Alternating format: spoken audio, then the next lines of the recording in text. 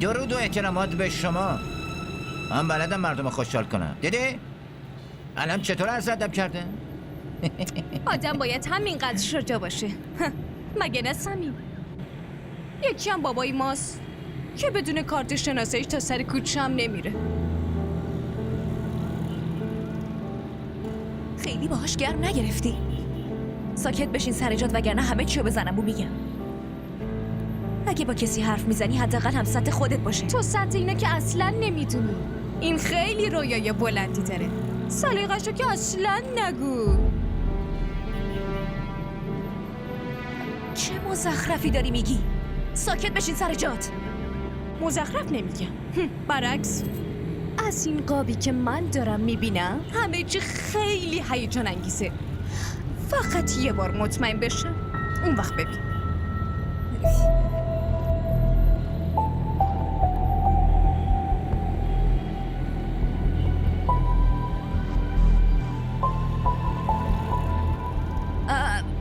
من جلوی این کتابخونه کار دارم. اینجا؟ آره همونجا وایسینم. آره من توی این کتابخونه کار دارم. خودم برمیگردم خونه.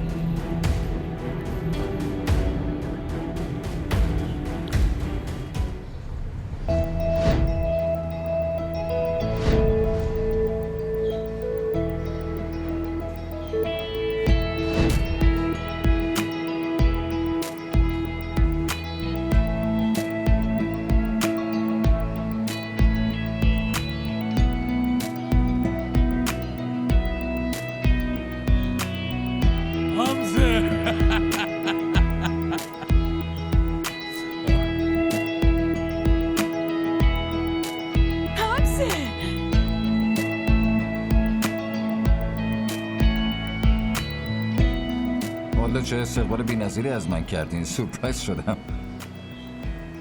اینجا چه خبره؟ مامان، رومی، بیاین ببینید کی اومده. بیا اینجا. عزیزم مامان بزرگ خودمی. چرا بهمون نگفتی؟ حتما مامانت میدونسته این شهناز عمدن از هممون مخفی کرده. مامانم نمیدونست مامان بزرگ. برای همتون سورپرایز بود. داره؟ خب هر چی که بود برای بقیه بود. من باید میدونستم چون من مامان بزرگتم. مگه نه؟ مامان بزرگ عزیزم. بشین. بشین.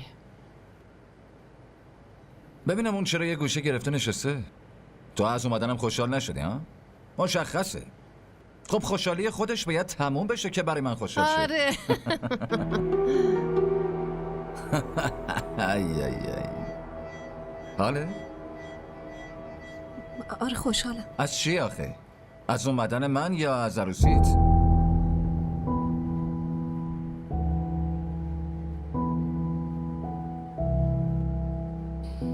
ببینم چی شده حاله؟ چرا اینقدر جدی؟ خوشحالی مگه نه؟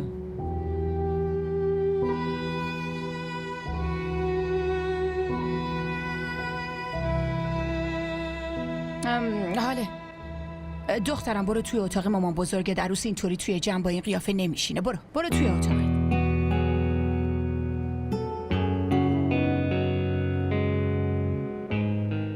خب اول از همه برای مامان بزرگ عزیزم.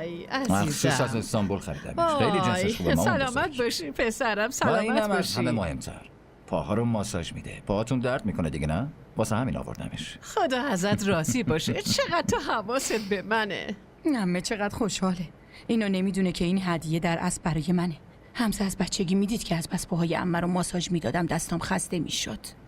خدا رو شکر من راحت شدم. الان عمه خودش ماساژ میده. راست میگی. پسر درد مامانشو درک نکنه پس کی درک کنه؟ خب زنم و اینم برای شماست. هدیه عمورم خودم بهش میدم. برای مامانت هم هدیه می آوردی پسرم. آوردم مامان بزرگ. برای همه آوردم. مامانم هم که تاج سرمه. من به هدیه اصلا نیازی ندارم عمه. همین که پسرم دوباره پیشمه خودش برام هدیه است. خب بفرما خانم. این کتابای تو رو به هیچ وجه فراموش نکردم چون خوابو به من حروم میکردی. ممنون. خواهش میکنم. اینم مال توه. واسه این تشکر کن. ممنونم. خواهش میکنم. حاله لیوانای چایی رو جمع کن. آره. صبر کن. اول هدیه‌ت رو بگیر بعد اینا رو جمعش کن. هدیه های من. آره دیگه. وای پسرم چه نیازی بود برای حال هدیه بیاری؟ این که دیگه عروسیشه. یه ماشین بزرگ از هدیه براش قراره ببری. جهیزیه با هدیه فرق داره مامان. برای همه آوردم پس اینو چطور میتونم فراموشش کنم؟ اینم عضو خانواده ماست دیگه. بفرما.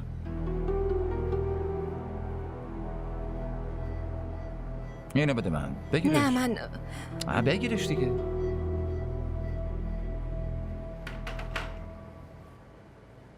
وا ببینش دیگه چرا مثل مجسمه وایسادی؟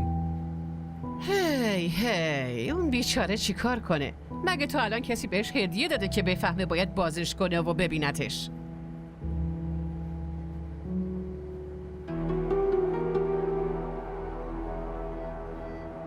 حاله؟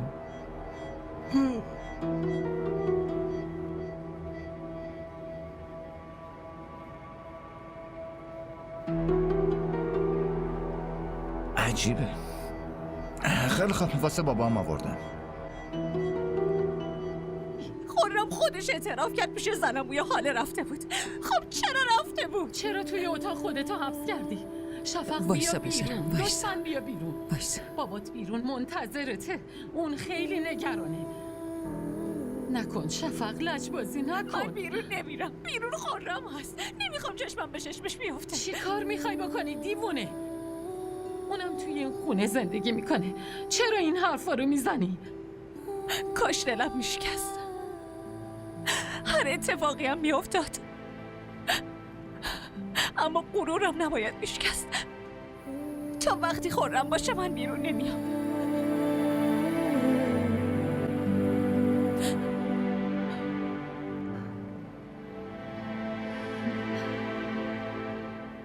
بابای شفق این چه حرفیه میزنی؟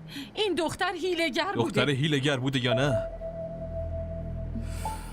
اما این پسر آدم نبوده نه؟ اما این عمدن اونا رو بازی داده و احمق حسابشون کرده. به خاطر اینه که دخترم توی اتاقش گریه میکنه. خودشو توی اتاقش حبس کرده. تو تا همینجا با ما بودی جناب. الان دیگه بچه یتیم و بیپناهی نیستی. اون وقتا برای رضای خدا آوردمت خونم. بارو بندیلتو جمع کن و هر چی زودتر از خونم برو بیرون. شوهر خاله لطفاً حرفای منم بشنوین. من هیچ تقصیری نداشتم. اون بابا کافیه. بیشتر از این نمیخوام حرف بزنم. تصمیم گرفته شده. لطفاً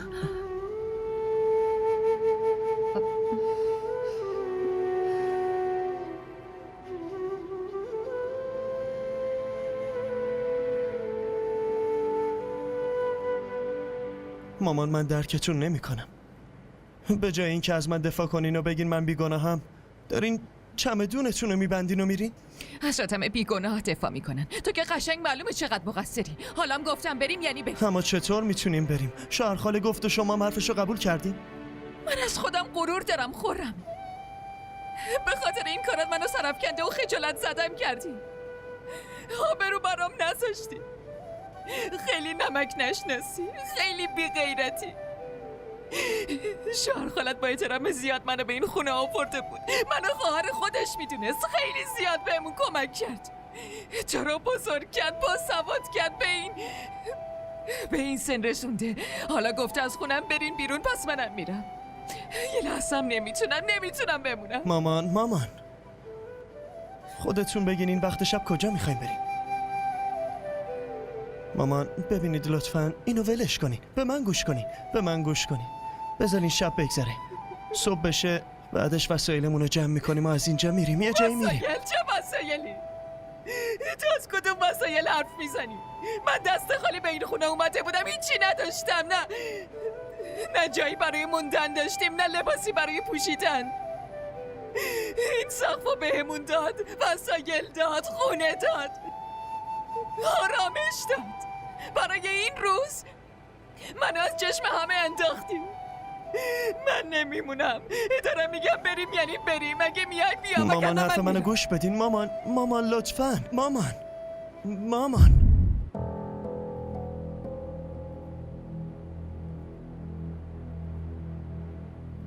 تو میدونی حاله؟ قدرتمندترین آدم توی دنیا کیه؟ کسیه که راز کسی پیشش باشه. من میتونستم راز تو و خرمو به همه بگم، اما نه. اون بمب یه بار منفجر میشد. اما الان همه ی عمرت استرس فاش شدن این رازو با خودت خواهی داشت، مگه نه؟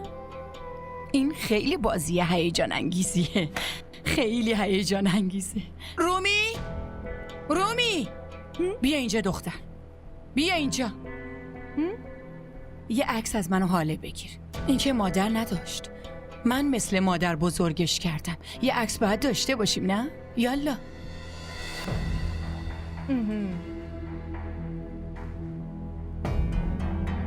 بیا این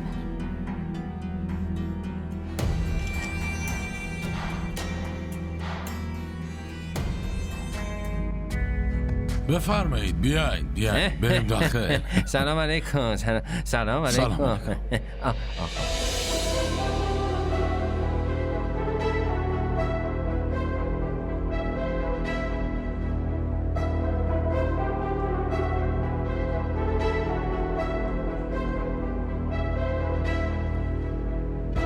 خیلی خوش اومدید. پسر من توی استرالیا زندگی میکنه. همین دیشب از اونجا برگشت. شما بفرمایید داخل. بفرمایید.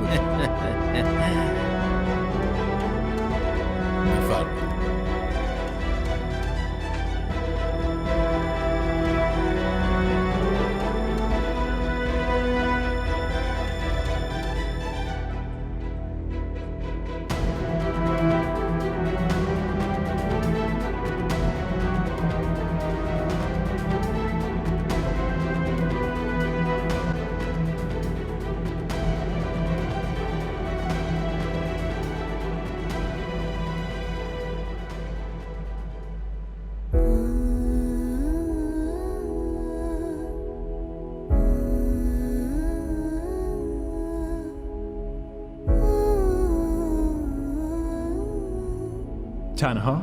واسه اینکه کسی نفهمه اینطور نامگذاری کردی؟ چطور میتونی تنها زندگی کنی؟ قرارم میذاشتین؟ اما درباره زندگی تصمیم درستی گرفتی. به من میگفت زنمون بهم ظلم میکنه، زندگی رو برام جهنم کرده، منو میخواد بکشه. تازه تو نمیتونی با اینجا خودتو وقف بدی. نمیدونم میخواد به عقد کی در بیاره. چطور میتونی تنها زندگی کنی؟ قرارم میذاشتین؟ اما درباره زندگی تصمیم درستی گرفتی. به من میگفت زنمون بهم ظلم میکنه، زندگی رو برام جهنم کرده، منو میخواد بکشه. نمیدونم میخواد به عقد کی در بیارش.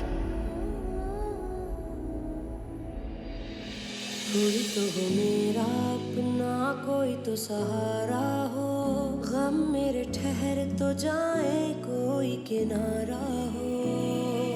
ठेस ऐसी दिल पे लगी, क्या गुनाह हमारा था, मांगते हैं ये खुदा से प्यार ना दोबारा हो,